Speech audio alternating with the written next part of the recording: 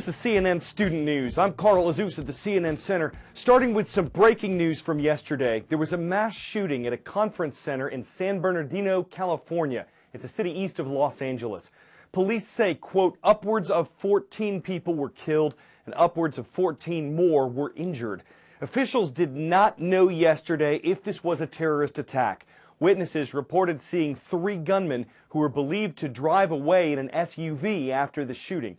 A CNN security analyst says that suggests the attack was planned in advance. TeachersCNN.com will have the latest details on this incident. Next today, after the November 13th terrorist attacks in Paris, France's government asked its allies to increase their military action against the ISIS terrorist group. The governments of Britain and Germany are considering doing exactly that.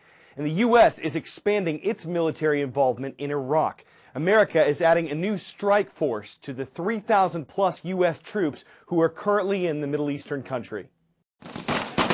After frequent White House denials that U.S. troops would face combat in Iraq and Syria, today the president is ordering dozens of U.S. special forces into combat roles involving direct action against ISIS. These special operators will over time be able to conduct raids, free hostages, gather intelligence, and capture ISIL leaders. The new expeditionary force will number in the dozens, though support forces will expand its total footprint to about 200. This force and the operations this force will conduct will provide us additional intelligence that will make our operations much more effective. Part of their mission, raids like this one in northern Iraq in October. A daring joint operation involving Kurdish commandos and the U.S. Army's Delta Force to free these ISIS-held prisoners.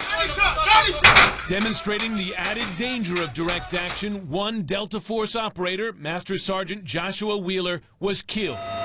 This new deployment to Iraq is in addition to the 50 special forces the U.S. is already deploying on the ground in Syria. It puts everybody on notice in Syria that you don't know at night who's going to be coming in the window. And that's the sensation that we want all of ISIL's leadership and followers to have. So it's an important capability. The expanded U.S. combat role comes in the aftermath of Paris, and as progress against ISIS on the battlefield has been halting. Okay, now for something that blends history, journalism, science, media. We're kicking off a 2-part series today that looks at the past and potential future of communication as we know it. Most changes in the way 2 people are able to reach each other have been tied to and limited by the technology available to them. Of course, it's possible for us to speak to someone else live at virtually any other place on Earth. What's next could be an illusion. How we communicate, how we say hello, how we stay in touch has changed dramatically. Going back to the mid-19th century, it's been something of an epic story. The telegram, developed in 1844 by Samuel Morse, the inventor of the Morse code, allowed us to stay in touch over long distance. The first message read, "What hath God wrought?" 1876 saw the telephone ring for the first time, invented by a Scotsman, Alexander Graham Bell.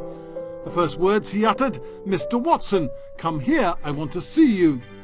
By 1960, we could talk to each other from anywhere on Earth via satellite, thanks to the Echo 1 satellite launched by NASA. The first electronic message, or email, was sent in 1971 by Ray Tomlinson, an American computer engineer. His message simply said QWERTY EOP, or the top 10 letters on a keyboard. By 1973, we had the first cell phone, developed by another American, Martin Cooper. It was known as the Brick. But the great game changer came in 1991, the World Wide Web, invented by a British computer scientist, Tim Berners-Lee. It led to everything we have today: Skype, Twitter, Facebook, a new world of online communication.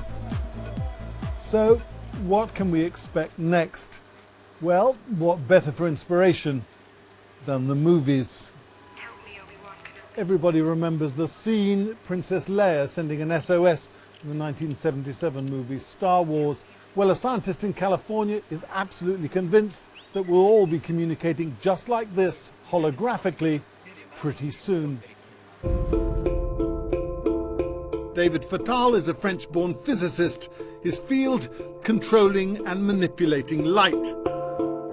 We've invented a new type of display, a holographic display, able to produce interactive holograms at the tip of your finger, in the palm of your hand, for cell phones and for the future of displays. Of course, we associate holography, the art of making holograms, with magic. Most famously, the Victorian illusion known as Pepper's Ghost, conjured on stage using lights and mirrors. Fatal's discovery is fundamentally different. The normal display, you have a bunch of pixels. That pixel will look the same, whether you look at it from the top, from the left, from the right, from any direction. What we actually do is we actually manage to produce multiple views. The prototype today is 64 different views, but what that allows us to do is to not only perceive the scene in 3D, meaning the depth, but also that lets you move your head about the display or rotate the display in any direction, and you'll see actually a round object like it is in the real world. Initiating virtual crime scene reconstruction. It's something that's been predicted in the movies for a while. Holographic displays in Iron Man, Prometheus, and of course Star Wars. Help me, Obi-Wan Kenobi.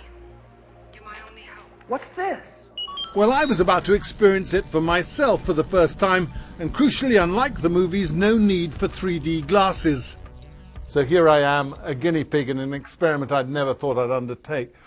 On screen, to my right, the camera is mapping my face. You can see my face mask, it's captured me, and that's transferred to a holographic image in front of me. In fact, I've been transferred, as you can see, into a rather handsome monkey, and it picks up my gestures exactly. I can move my mouth here and there. I can wiggle my eyebrows. I can kiss a bit. Sadly, the camera is limited. It's not as good as my eyes. You can only see me in 2D, but in reality, this looks like a real monkey.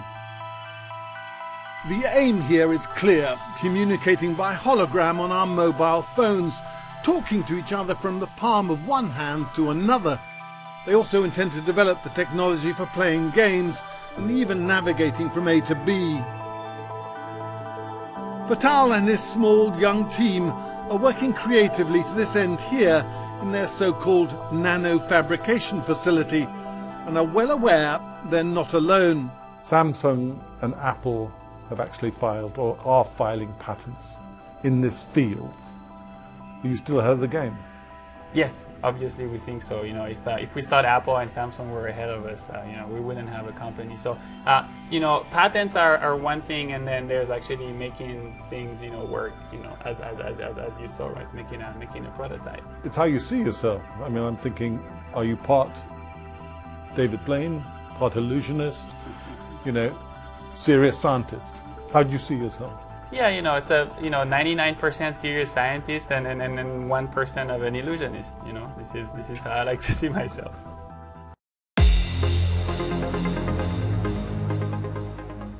All the schools on today's roll call segment made a request at cnnstudentnews.com. From Southeast China, we heard from the city of Dongguan. It's where you'll find the TLC International School. In the city of River Falls, Wisconsin, hello to the Wildcats. Great to see you at Meyer Middle School. And in northern Arkansas, good to see the Panthers today. Yellville Summit High School is in the city of Yellville.